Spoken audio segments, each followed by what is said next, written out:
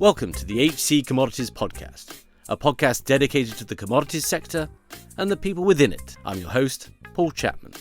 This podcast is produced by HC Group, a global search firm dedicated to the commodities sector.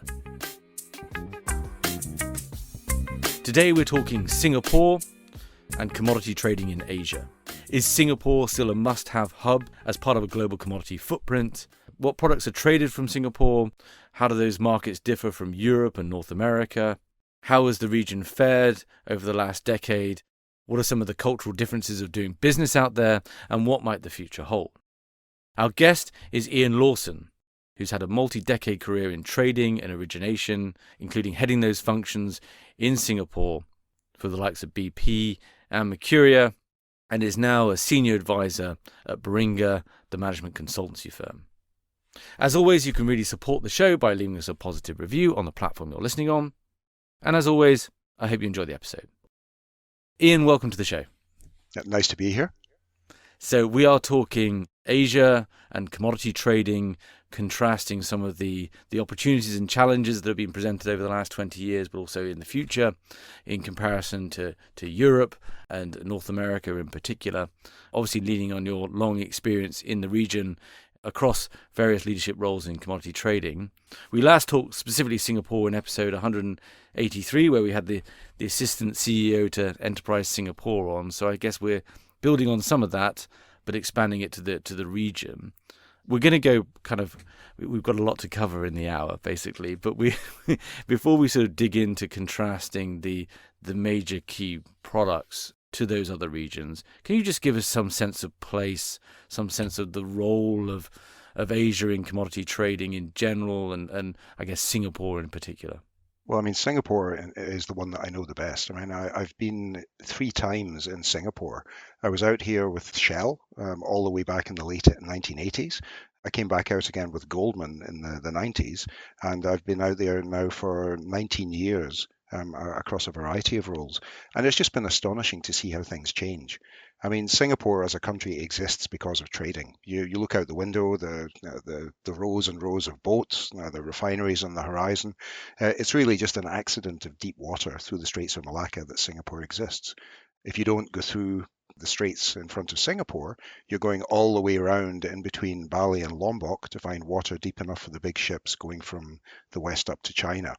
And it's just been astonishing to see how things have changed. The island isn't even the same shape anymore. You've got everything developed down around Chuas, the refineries, the storage, the whole industrial zone. The skyline has changed completely. There was no wheel when I came out. There was no Marina Bay Sands. It really is astonishing.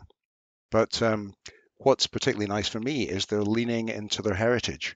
At one point, and we'll touch on this later, the rivalry between Singapore and Dubai meant that Singapore was paranoid about keeping up with the Middle East.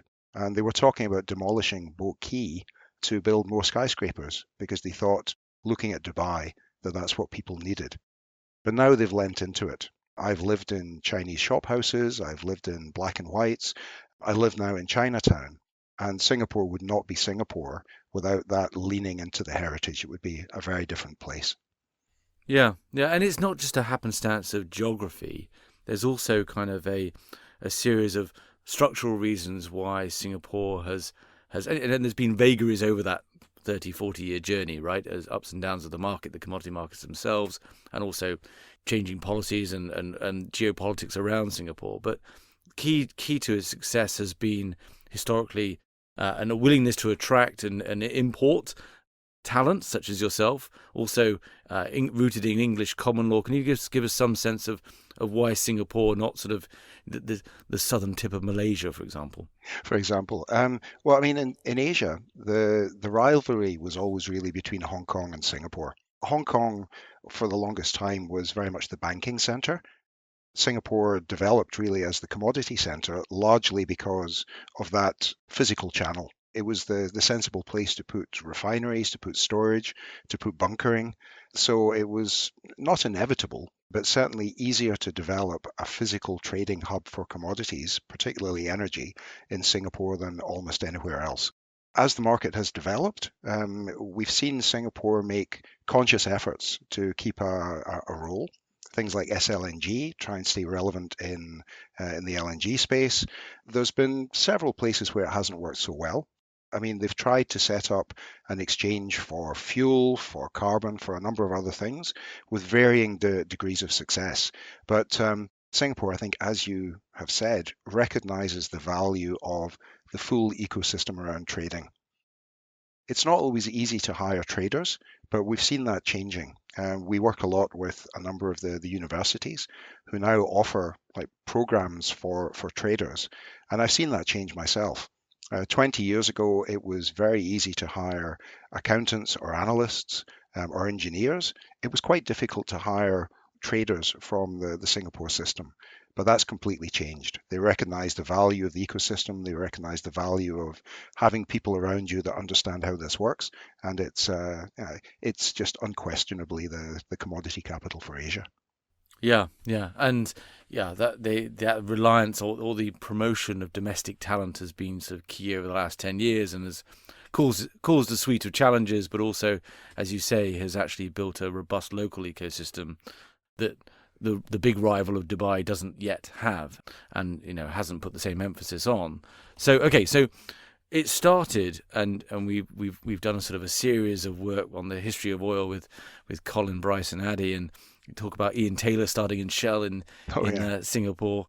Obviously, let's start with where it started, which was refining, which was a crude and products trading hub. Can you give us some sense of the history of that, and how that market developed and the contrast to other regions?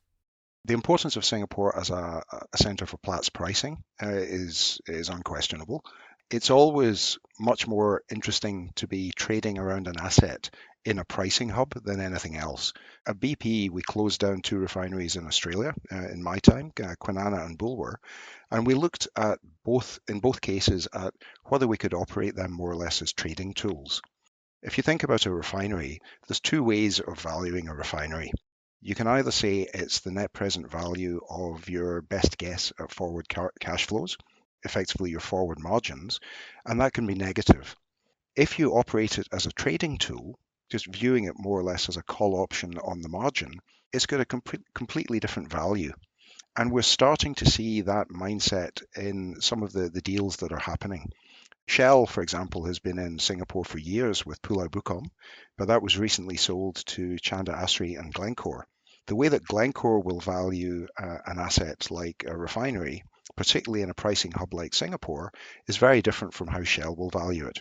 Shell will view it as a supply mechanism for the downstream, whereas a trader like Glencore will view it as a tool that can be used to optimize and to just capture flexibility. If the margins are good, you turn it up. If the margins are poor, you turn it down. So net of costs, it looks an awful lot more like just a call option on the crack. Singapore obviously has done very well from its location relative to China over the last 20 years. There are some things that only worked into China because of the location and the ecosystem of Singapore. When I was a trader, for example, the quota system into China meant that there was a lot of value in being able to deliver customized cargoes of crude into the teapots, the independent refiners in Shandong and elsewhere. And the storage system in southern Malaysia and Singapore meant that you could blend these custom cargoes so that people who are under a quota in China could import cargoes that fit exactly the specifications they need without a barrel to waste and without grades to waste. So it's been a very, very good geographical and political situation for Singapore as far as refining's been concerned. Is that still true? Because obviously we've seen the ever marching level of sophistication within those teapot refiners within China, and China's sort of oil trading and optimization matrix itself. Are those cargoes still routing via Singapore, or are they doing that increasingly directly? How's that dynamic changed? Well, there's the additional dynamic, of course, is Ukraine and the grey market. If you track where the Russian barrels are going at the moment, a lot of that is going into either India or China, but it's not coming via Singapore. So Ukraine has certainly led to a little bit of a disconnect as far as crude is concerned for Singapore. But for things like, well, let's call it the non-grey market, Singapore is still very much a core part of that channel. Mm. And how does it link to a global footprint? The conversations you and I have had over the past few months obviously have been about strategics, producers, refiners are building out trading and marketing footprints, or at least strengthening them if they had them already. And for some of those, there's a big planning question over: do we need to be in Singapore? Can we just cover it from Abu Dhabi? Just when and how does having a Singapore presence, as you say, in that pricing hub, when does that become sort of the sine qua non of a global footprint, in terms of coverage? I think what people have realized is there's an awful lot more companies that would be viewed as traditional manufacturing companies that are now understanding where the value comes from and why they need to understand some of the basic techniques of trading. Historically, people have viewed a refinery just as a machine for generating margin, but increasingly people are realizing that it has two more functions as well. It gives you access to optionality. It generates flexibility that you can value, you can capture, and you can monetize. And it also gives you access to advantaged information. It gives you on the spot, up to the minute information on what customers and competitors are doing and allows you to take proprietary trading positions around that. So the value of an asset like a refinery or a storage facility or a biomanufacturing plant in a zone like Singapore, it's far, far greater when you understand how to take advantage of all the sources of value across that. Yeah, but if you're not lucky enough or wish to acquire an asset, is there still just? I'm thinking of it as a regional hub. Is Singapore sort of the informational intelligence hub, the trading hub that gets you access to all those other markets within the region? Is just some sense of kind of is a global trading platform incomplete without that Singapore operation? I think so. I mean, if you're trading a properly global product like crude oil or LNG, in fact, I mean, Exxon probably has more LNG people in Singapore than almost anywhere else. There's a recognition that being close to the point of consumption is useful. And in terms of information, you get information from being around other traders.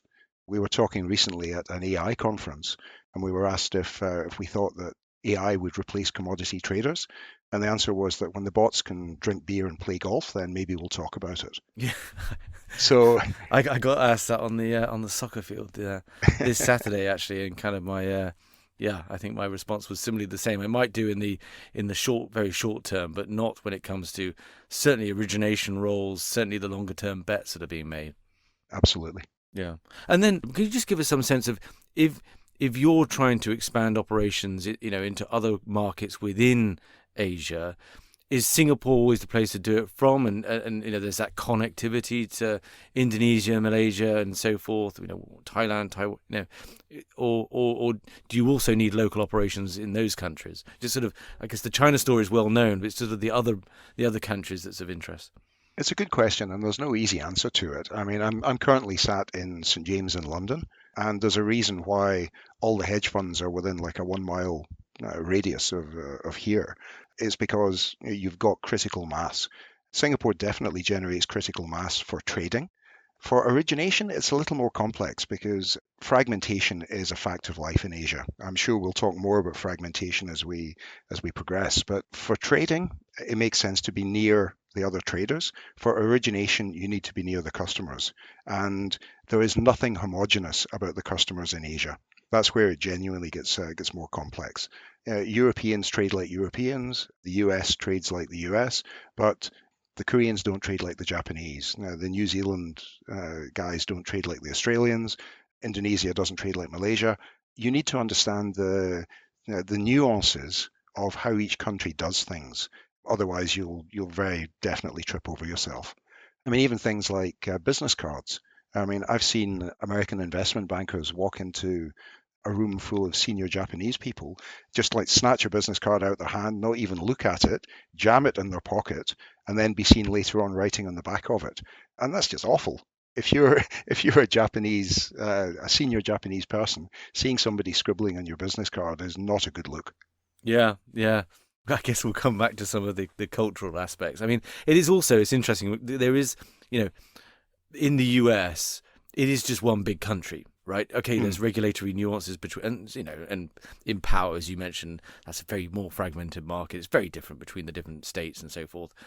I guess that's why more often we see Europeans are based in Asia, certainly on an origination front, because you're more used to the country complexity to some extent, right? You've got multiple different jurisdictions. Every single one has a different market. They're all at different stages of deregulation or re-regulating and so forth. But it's a complex sort of pattern out there, right? Yeah, I mean, you can, I mean, if you look west to east, I mean, almost everything in the US is a network market.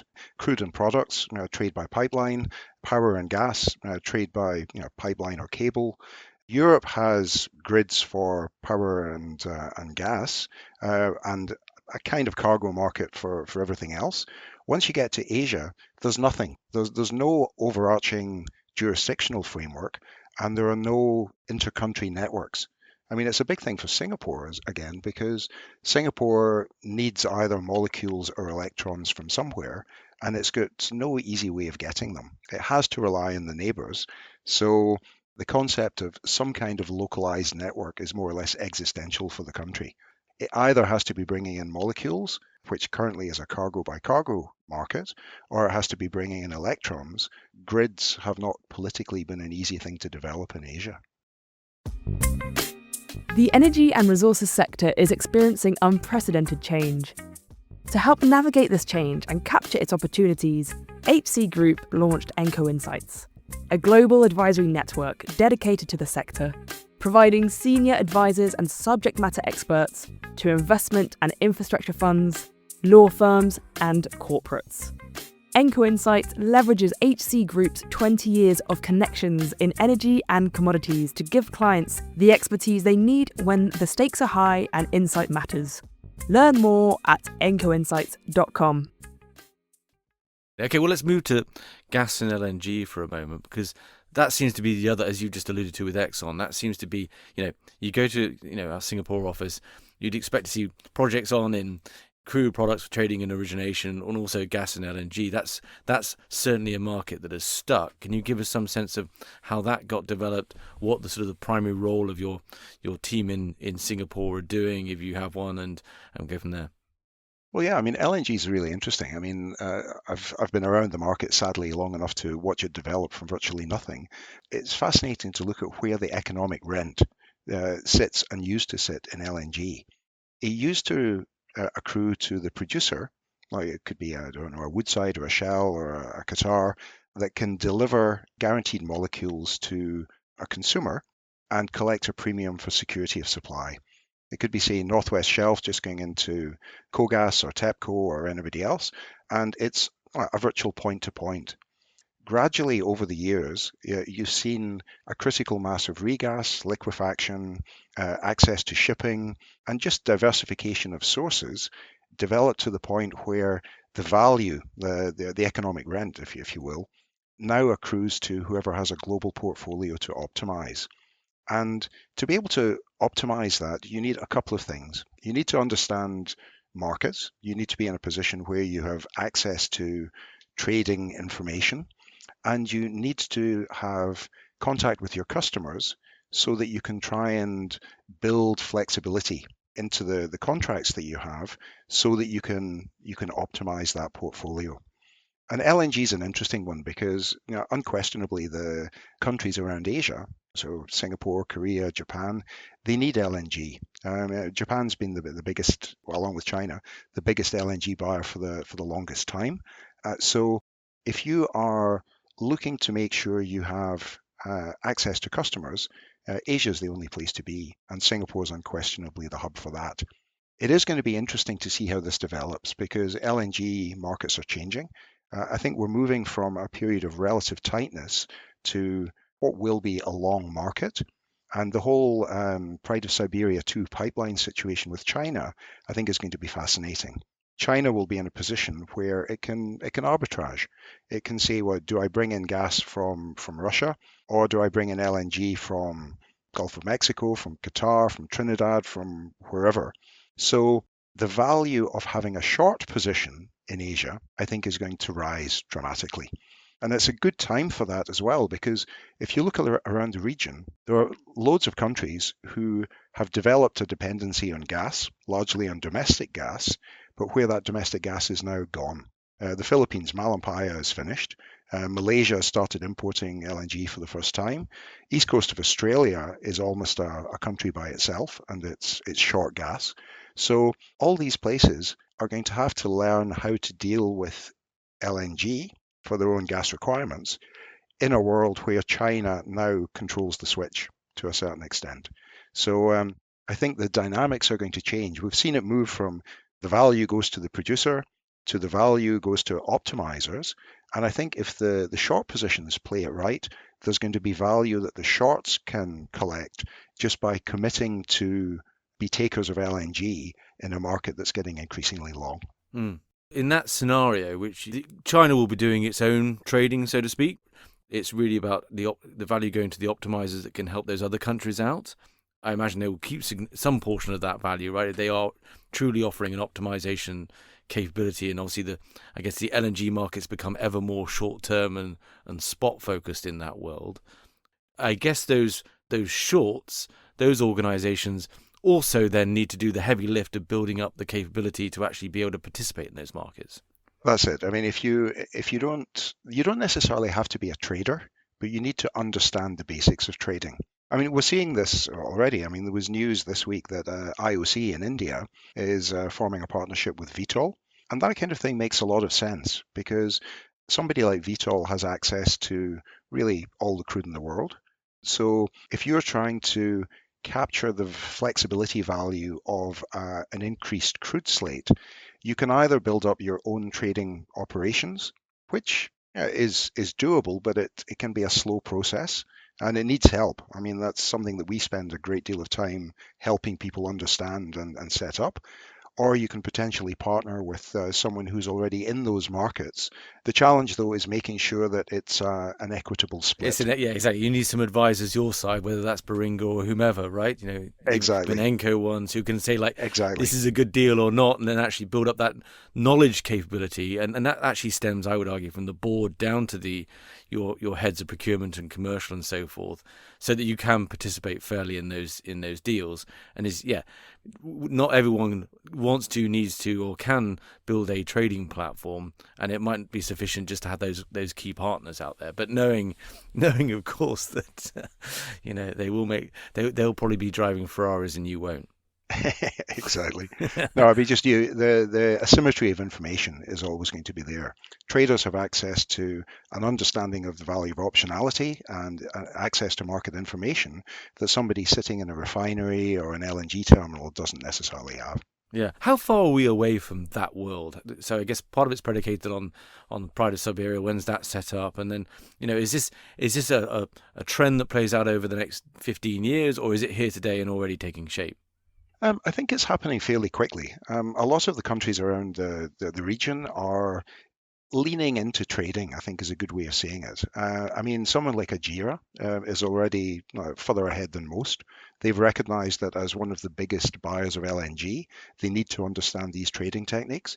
And we're seeing around the region a lot of other companies that are trying to move into the same kind of space. They're not necessarily trying to set up as a proprietary trader, but they're certainly trying to understand, okay, how do we protect our base margin? How do we recognize optionality? How do we use the skills that a Vitol or a Trafi or even a BP or a Shell use to capture that flexibility value and just make sure that we're not leaving money on the floor from the assets that we've already built and paid for? Yeah, and I assume, and I can't remember who said it on the podcast, it was a while back, who was saying that LNG, it might have been Mark Ley, as a sort of force for deregulating markets as well, because in that picture you paint, I assume, in order to actually be able to be responsive to that shorter time frame market, to optimize those shorts, natural gas markets within those host countries need to then deregulate as well to participate. That's absolutely the case because gas is inherently political. If you look at how somewhere like India has developed, it's been very conscious to protect the fertilizer section because the politics of food are unavoidable. And that's going to be an issue as gas markets develop. It's been easy in markets where you have relatively cheap, politically controlled domestic gas to make sure that it's going to the voters in the right way. And that is going to be harder and harder as you go forward. And we've seen this in the past. I mean, not so long ago, Indian power generators were very actively buying Indonesian coal producers as a way of trying to make sure that the economics of power generation in India made sense. But Indonesia very sensibly worked out that, well, hang on, if we have off market transfers between Indian owned Indonesian companies and India, then our tax base is being heavily eroded.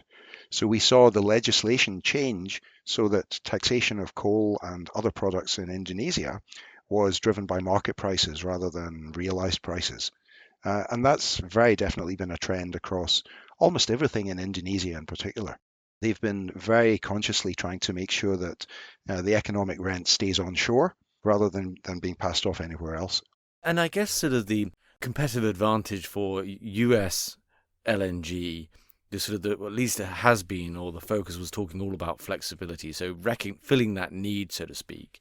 I think that's been somewhat sort of eroded in expectations of the events of what's happened with Russia's invasion of Ukraine. But is around the world, the other big producers, the Qataris, the Middle East. So I mean, are they?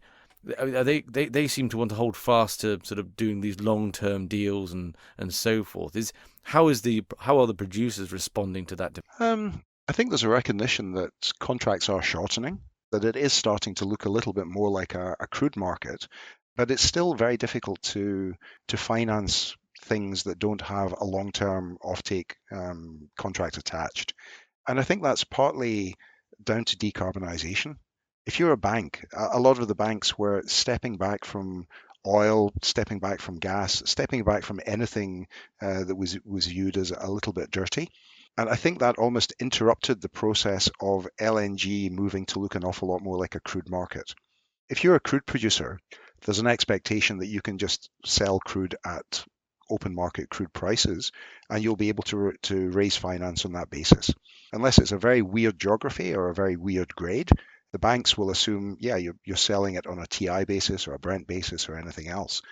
We started to see that mindset developing in the banks for LNG, but it was kind of interrupted by the push towards decarbonisation and the reduction of the willingness to fund anything hydrocarbon by the banks.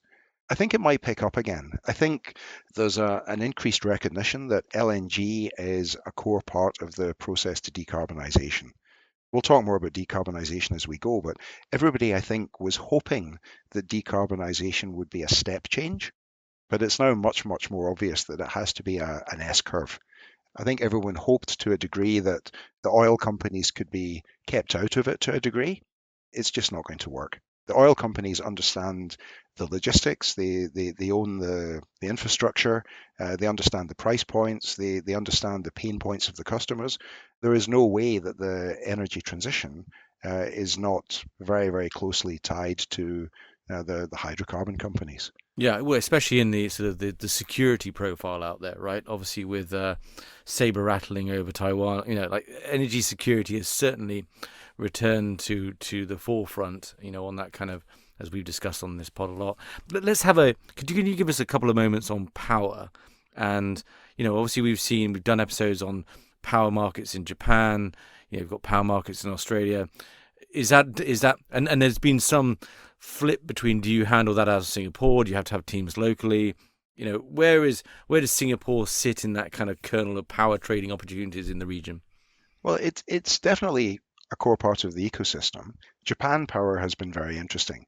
There's a lot of players who are excited about Japan Power. I'm sure you guys know yourself from the hiring side how hot a market that's been. And I think traders like the idea of Japan because they're trading what's effectively a cross commodity market with people that don't always necessarily realize it's a cross commodity market. And you mean by that different fuels in Japan? Yeah, exactly. So I mean, it's if you understand the linkage between LNG or other fuels and renewables and power, you're in a good position. And this has been the biggest change over the past few years. All the various different silos are breaking down and everything's being mushed together. It gets very hard to understand, say, power in Japan without understanding LNG, without understanding battery technology, without understanding metals as a result. Similarly, on the diesel side or the hydrocarbon side, it gets hard to understand what's driving diesel without understanding bio, and so understanding things like UCO or ags or soy or anything else. So everybody has to be pretty much across all commodities rather than just focused in one particular area.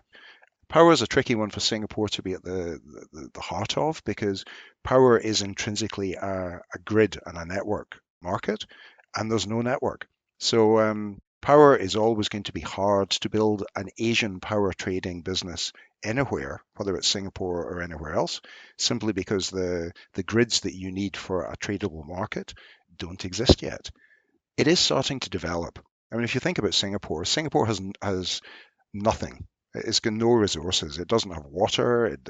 It's had arguments with Indonesia and Malaysia over sand as it tries Yeah, to yeah, covered on this reclaim land. podcast as well. Yeah, yeah. Exactly. Pretty much everything that makes Singapore tick has to come in from somewhere else. And when you start looking at decarbonisation and power, that becomes really complicated because it's got nothing. It's got no land for solar. It's got no wind. We're right in the equator, so there's not a breath of air. It's got no rivers for hydro. Nuclear is a possibility, and I suspect that Singapore will be one of the first countries in Southeast Asia to move in that direction. But if you need green power, you're really talking about interconnects. And the politics of interconnects are tricky. I mean, at one point, Malaysia had banned renewable power from flowing into Singapore. There have been deals to bring renewable power from Laos all the way down to Singapore. Why And did they there's been ban it? Out of interest? it's really just well, I mean, if we are trying to decarbonize ourselves, Right. we don't want our rich neighbor just paying more and getting it all. It's all balanced out a little bit, but there are some really interesting discussions. I mean, Vietnam, I think, is a fascinating country because it's got potentially 650 gigawatts of offshore wind capacity or capability, but the grid is a shambles. It's a long, skinny country with a relatively underdeveloped grid. So there's some very interesting discussions about can you connect offshore wind in Malaysia, in Vietnam, down to Malaysia and then potentially wheel it all the way down to Singapore.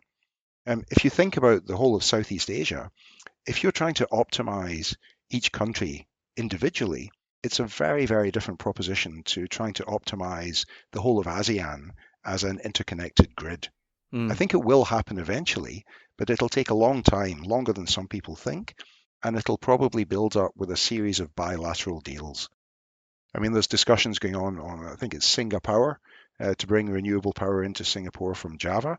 There's another discussion about Sarawak, and all of this will happen, but it's likely to gradually build up as a grid through a series of bilateral corporate deals rather than necessarily a coordinated government to government agreement across the whole region.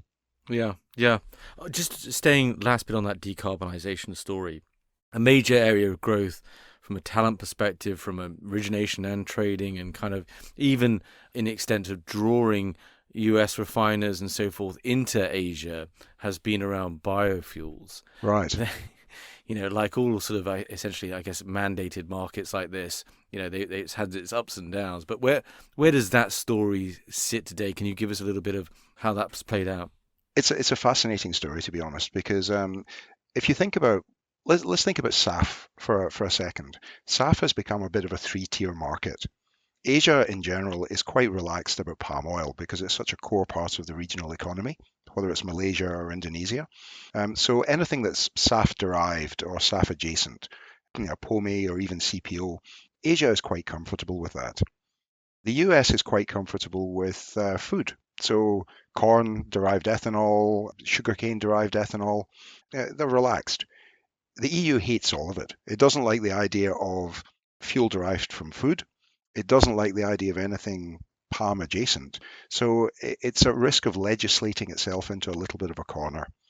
The bio story globally has Asia at the heart of it. I mean, UCO has obviously had its ups and downs, used cooking oil. At one point, I think there was far more used cooking oil coming out of China than could possibly be used. Yeah, exactly.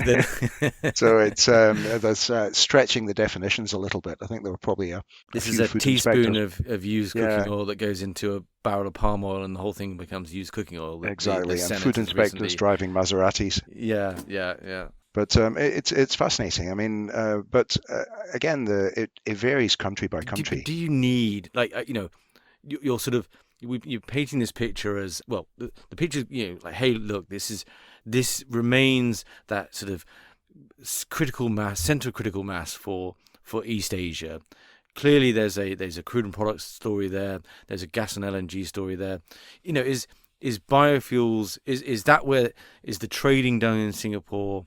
Is there a sense that, irrespective, as you're pointing out, that this is a market going to be here to stay because of primarily, chiefly, the role of palm oil and also the limited other options to decarbonize for certain markets? If you think about decarbonisation, I mean, IMO 2030 obviously got nudged a little bit down the road by the recent vote.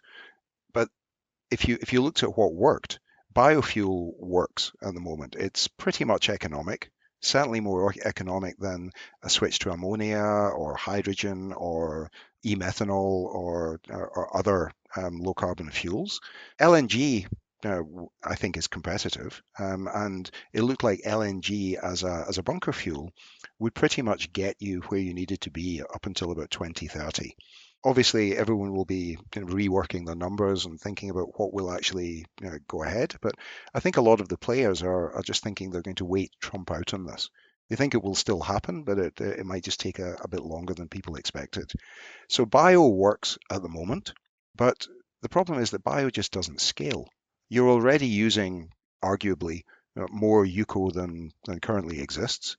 The technology for, say, gasification of cellulosic waste, things like palm offcuts and everything else, that would be great if we can get it to fly. But so far, the economics of that haven't been fantastic.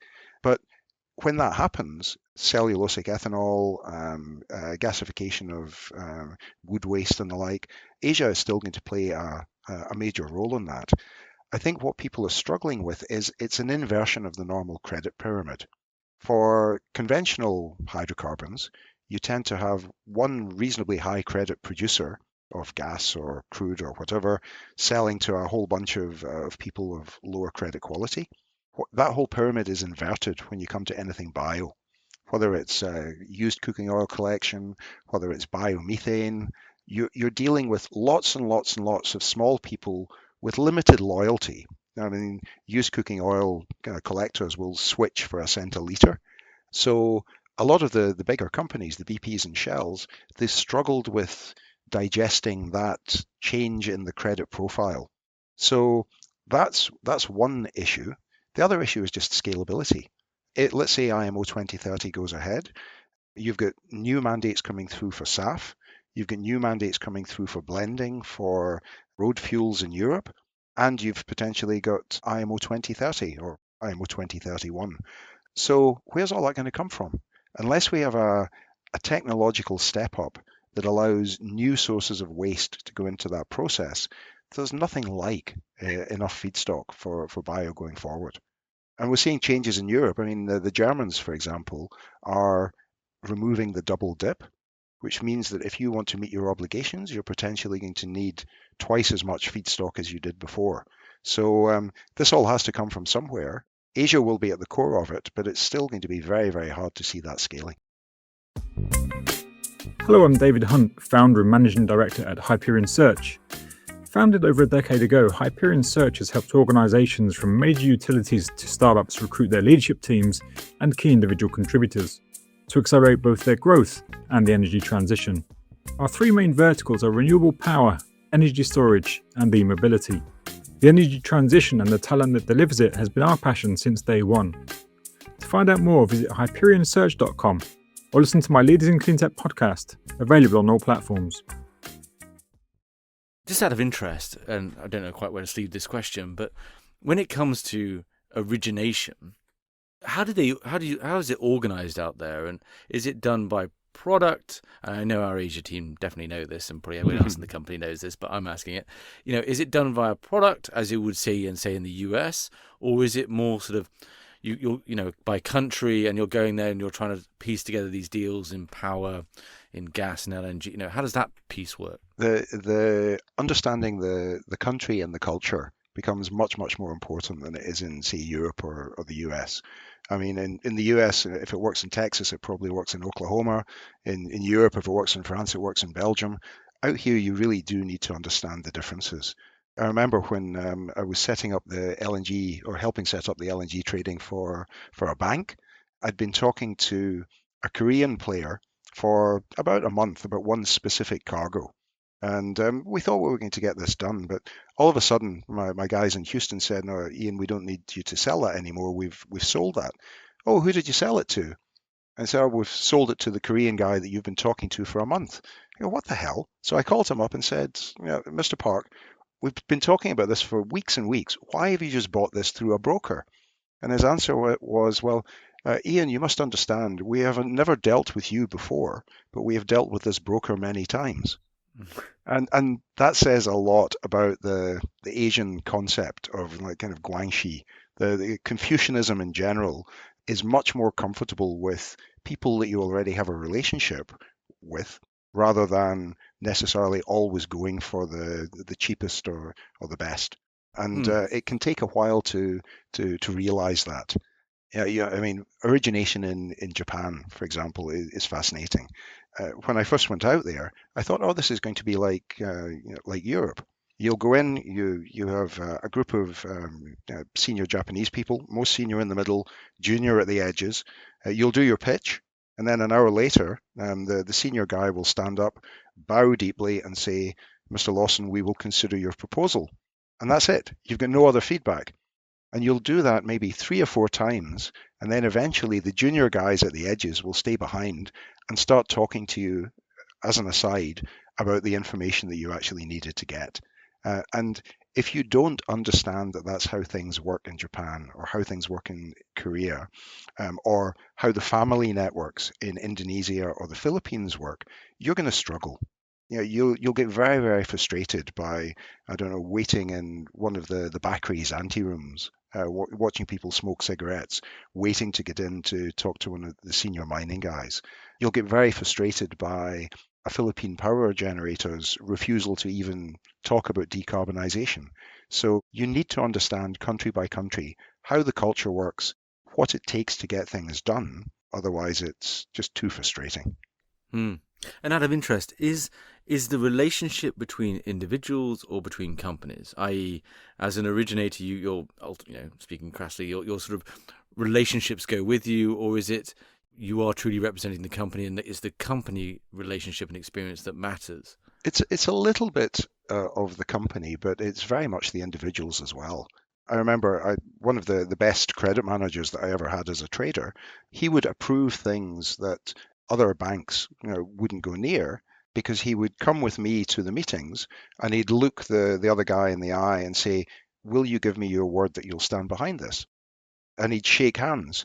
So business was getting done just because my credit manager had looked in the other guy's eyes and said, "Yep, he's going to stand by it." We used to joke in one of the other banks about doing lending in Indonesia, because security in Indonesia was often really, really hard to get. And it wasn't necessarily something that you could always sell off to get your money back. We used to joke it was left testicle security. You've got your hands on something that's no use to you, but you can use it to make the other guy's life a bit uncomfortable. And that was it. That was all the security you're going to get. Okay, I don't think that you can't feed that one into a CRM. No. So taking a step back, and I guess controlling, like I said, for the vagaries of the commodities markets, where we've had a transition from sort of merchant utilities and some majors to banks, then banks to hedge funds, then to trading houses, and lo and behold, the cycle is somewhat starting again with those merchant utilities producers and strategics coming back in, etc., etc. How has that dynamic played out in Singapore, to your mind, having worked at all of those types of organizations? And where are we today in that cycle? And can you give us some sense of that journey? How have the competitors changed, and who is there today? The interest in trading in Singapore is definitely not going away, and there are more people setting up because they recognize that they have to be in Asia. Trading is about differences. Trading it's about being able to find dislocations and capture them. It could be dislocations in quality, it can be dislocations in geography, it can be dislocations in time for storage. That goes all the way back to the Silk Road. I mean, the reason for the Silk Road to exist was the fact that there's demand in Asia that doesn't exist in Europe and vice versa. That really is not changing. Asia will never homogenize the way that the EU can homogenize or the way that the US can homogenize. So there's always going to be the possibility for capturing those dislocations. So I think there's always going to be an interest in looking at Singapore as a hub for that. The interesting bell and whistle over the past few years is when I grew up as a trader, the value of a commodity was a function of its molecular quality. It's like how pure is your iron ore, how much sulfur is in your crude. But increasingly, the provenance is important. It's like, is this really used cooking oil, or is it just CPO with a Kentucky Fried Chicken wing dipped in it? Yeah, is this sanctioned or not type stuff? Yeah. Or think about hydrogen. I mean, I know that hydrogen hasn't taken off as a market the way that people hoped, but there's still a huge difference between, say, grey hydrogen at $1 a kilo and green hydrogen, which might be 12. So it's the simplest molecule on the planet. You can't analyze it and see where it's come from. So being able to track provenance becomes really, really important. And these dislocations, these regulatory as well as physical dislocations, mean that you've got an awful lot more to trade than you used to.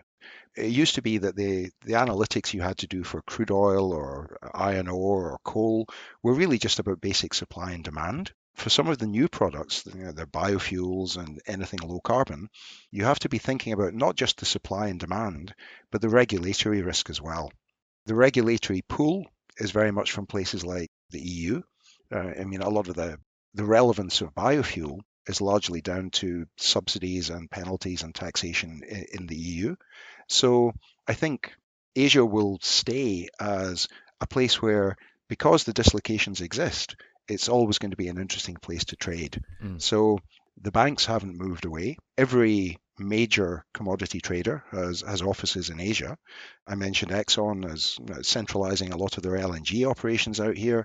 And every week we are talking to family offices or hedge funds that are looking at setting up out here as well. And it can be and the can majors be tricky. as well, right? They've been building out, and as you say, it is tricky. It's tricky from a talent perspective. You've got to differentiate yourselves from all that demand out there. Just before, I want to talk a little bit about that. And again, you're kind of talking to the wrong managing partner of HC Group, because Damien Stewart, my co-head, he's the one who spent 12 years out there and set up our Asia office or Singapore office back in 2007. But I mentioned that because back in 2012, we were, all the pull was towards China, and we were setting up we had a Hong Kong office, and then we were, regularly in Shanghai, and it seems now that's kind of, the world could have played out where actually you had to have a China office, and obviously many did, and a fair few people ended up in, political prisoners, dare I say it. But now with China becoming sort of closed off and it's gone the way it has, it seems like there's the emphasis back on Singapore as a safe and fair place to do business, but also gets you to that sort of closer to that black box of understanding a key driver in the commodities market. So even if, I guess, my point being, if you don't have that key sort of asset suite out there, is it still more important than ever to have people on the ground understanding what's going on, or can you do that from Dubai?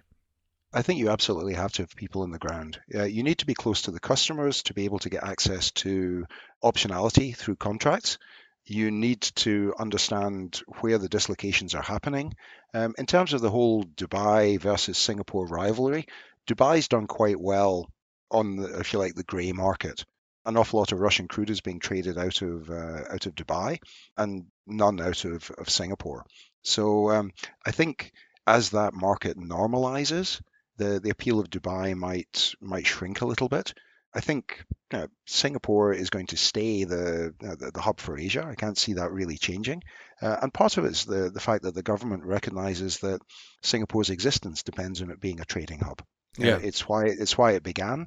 So unlike most governments, they will lean very heavily into making sure that they support traders setting up in Singapore, whether that's things like the GTP or grants or anything else. They will just try and make it easy for Singapore to be a transparent and safe place for people to set up their trading hubs. And that actually, that's what Mr. Pack said on the episode in 2024 was, she realised they've been building sort of all of the future skill sets as well, right? Whether that's around sort of finance and the digitization that's going on in commodities as well. So whereas some countries seem to like to pretend that commodity traders don't exist and they're not the most powerful companies in their country, Singapore has definitely lent into that. There are of course challenges we don't have time now to go into about, obviously a lot of those expats have left, and there's always a tension between having to import some talent and the gap in or the paucity at the moment in local talent, just purely because of the demand out there. But those are questions to direct to our team out in Singapore. But well, Iain, it's been a real pleasure having you on. We'll put links to you in the show notes. I'm sure people will be interested to continue the conversation with you one-on-one about your work out there and experience, and also what you're doing at Baringa. And hope to hopefully have you back on in a year or so and see where this story is, because I found it a fascinating conversation. Thanks so much, Paul. It's been great talking to you. Thank you for listening. To find out more about HC Group, our global offices, and our expertise in search within the commodities sector, please visit www.hcgroup.global.